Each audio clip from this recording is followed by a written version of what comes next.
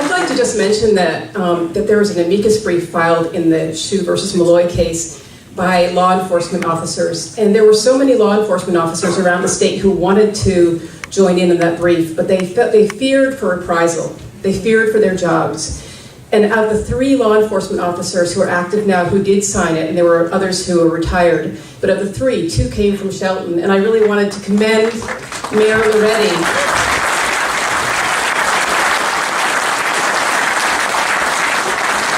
I really wanted to commend Mayor Lauretti for creating a climate where police officers, where law enforcement felt comfortable that they could step forward and speak up for their Second Amendment, their constitutional rights.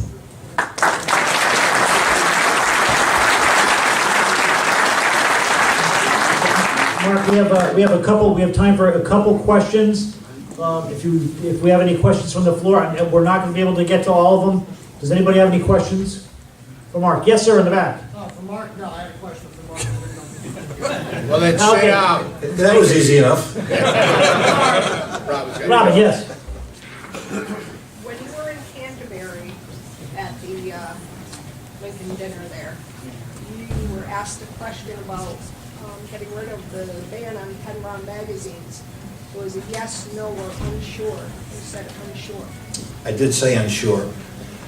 You know, I'm not a gun person. I don't own a gun. I don't have a background about guns, but for me, it's more of an issue of an American right, an American liberty that I think is worth fighting for.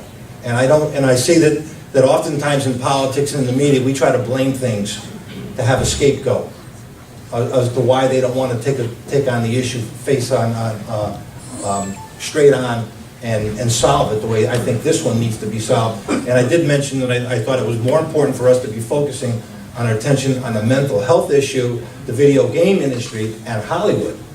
And there's not enough of that going on. So are you not for getting rid of the ban on the Penron? It's not so much that I am not for it. Look, right now it's the law. And unfortunately, until you can change the political landscape in a place called Hartford, it's going to remain the law of the land. And so my point is that if there is an opportunity for me to be part of something that would stop more infringement upon the Second Amendment, then I would be for that. If the size of the magazine was part of it, I would be for that. Repeal it. You can't repeal it. All right, can we please have You hands can't go up? repeal it. Yes, sir, over there. If it came to your desk, a repeal, would you sign it? Well, that's a pretty broad question. A repeal A repeal of the entire law. Let's Of start the- with that. 1160. There's nothing to protect the children, nothing.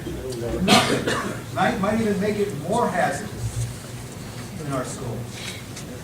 Well, look, and I agree with that. I don't think that it's got anything to do. Look at what happened in Sandy Hook a year ago. Is kind of came from outer space, and For yes or no?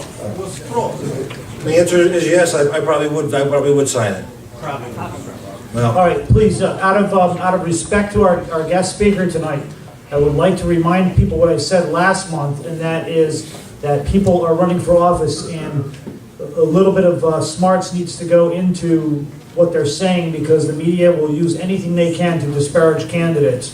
But the questions are noted, and the questions are fair questions. yeah, and the other thing that I want to expand upon that, I know that you're looking for a definitive yes or no on me, and I'm reluctant to do that, not having enough information about it. I'm not a gun person. It's not what I've been focusing on for years. That doesn't mean that I'm anti. I told you tonight I am for the Constitution. I support the Second Amendment. I think it's important for the law-abiding citizens to continue on with weapons of many different varieties. Yes, sir, go ahead. Mark, what does it take for a candidate to qualify for public financing? And is that only for the general election, or can that also be used in the primary? You have to raise $250,000. The most that you can take from any donor is $100. That's the limit. Once they reach $100, you're done. But individually, you have to raise $250,000, then you qualify? Correct. And if you qualify, then if you are in the primary, you get 1.5 million. In the general election, you get 6.5. You got time for two more. Yeah, you mentioned the video game industry is being part of this problem that we have. My view is Lieberman started to do something with video games and appropriate ages and things like that. My thoughts on it, if this kid was watching violent video games and he was underage, that could have led to his behavior. Now, my thinking is, if your kid is 12, 11, would you buy him porn? He's not supposed, he or she is not supposed to have it. But parents continually buy their kids violent video games and being underage. As governor, would you do something about that? Well, I'm not sure that any political figure can regulate behavior. You know, I think that the behavior becomes inherent in a society where there is a lack of discipline.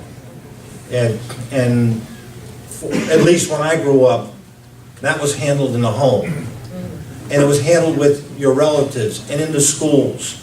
And we've gotten away from that and a great many other things within our society. And so when you let kids to their own devices, this is what we have. This is what has evolved. Now the Sandy Hook situation, the Lanza kid was 20, but don't think it started, he started doing this at 20. This was an evolution of behavior over time. And so, if you think I'm going to stand up here and say that, hey, I could solve this problem and solve that problem, I'm not doing that, because I know how difficult it is. And I know that with the magnitudes of the problems in the state, most of which are financial in nature, that's got to be the focus of one's attention that goes into the governor's office next time, because that'll have the greatest impact on the success or failure of our state, I believe. Okay, I think we had a hand in the back. This is the last question. Mark, thanks for your time today. I wanted to first mention that if you're looking for how to use the fire, there's a lot of research that can help you. Somehow I noticed that after about 5 minutes of being here. I want to ask you, if you were elected governor, your first day in office, what would be the 3 things that you'd be really working to change? Look, if anybody knows how politics works, the first thing you got to understand is you got to know how to count. Okay? You got to know how to count. Because when you get to the legislature, if you don't have the votes, you can't do anything.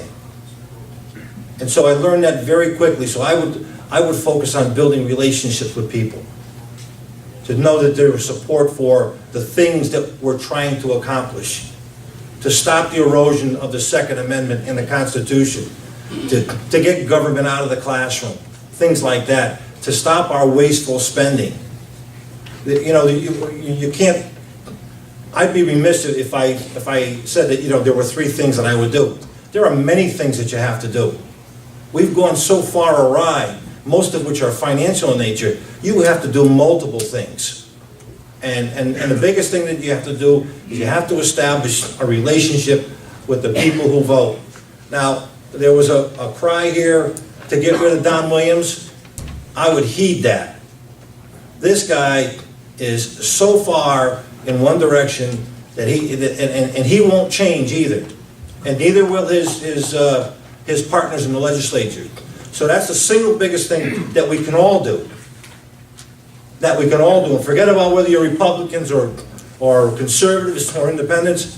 If you want to have prosperity in this state and in this country again, you got to put people in office who are responsible and who understand concepts that have stood the test of time.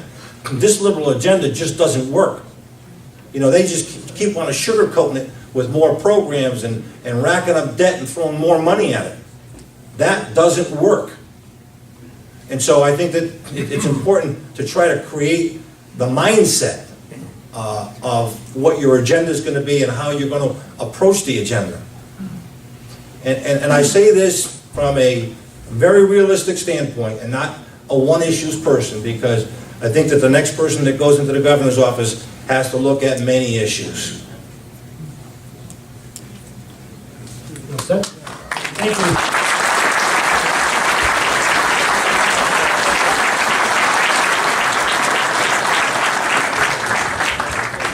I'm gonna just real quick address the 10-round magazine question, which was a fair question.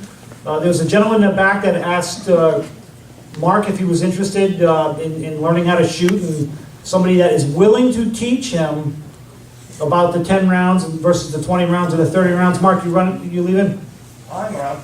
All right. If there's anybody that is interested in communicating directly that lives in the Shelton area, that would, Mike? Yeah, Mike, Mike, please introduce yourself, and I think that in many instances where we have candidates that are not gun owners themselves or as well versed with firearms as most of us are, that we have an opportunity and a responsibility to teach these people, because if they ever are elected, we want them to understand our issues.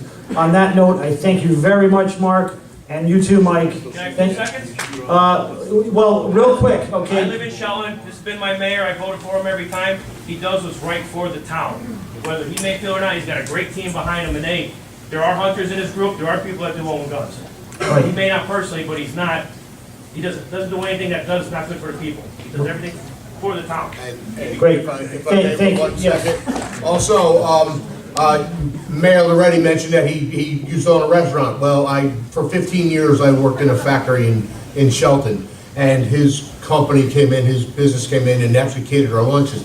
I'm the one that contacted him, because I know Mark, and I agree with Mike 100%. If I lived in Shelton and not in Stratford, he would have been getting my vote for many, many, many years. So I just want to say, Mark, thank you very much. Appreciate having you here. Thank you, Mark.